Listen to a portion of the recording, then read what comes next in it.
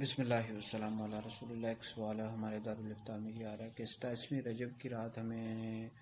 کتنے نوافل پڑھنے چاہیے؟ تو اس حوالے سے شعب الایمان کی ایک روایت عرض کرتا ہوں کہ جو بندہ اس رات 12 نوافل پڑھے، اس طرح پڑھے کہ 12ویں رکعت پر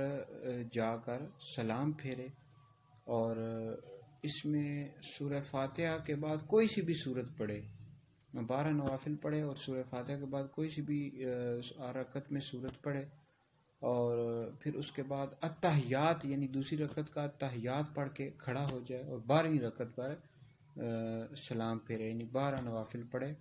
اور اس کے بعد 100 مرتبہ یہ پڑھے سبحان اللہ الحمدللہ ولا الہ الا اللہ اللہ اکبر، یہ 100 دفعہ پڑھے، 100 بار استغفار پڑھے، 100 بار درود پاک پڑھے، اور پھر اس کے بعد اللہ رب العزت سے جو بھی دعا مانگے گا، اور صبح کو روزہ رکھے، جو بھی دعا مانگے گا اللہ رب العزت اس کی دعا قبول فرمائے گا، سوائے اس کے کہ گناہ کے لیے دعا نہ ہونی، گناہ کے لیے دعا نہ ہو تو باقی جو بھی دعا کرے گا اللہ اس کی دعا قبول فرمائے گا۔ تو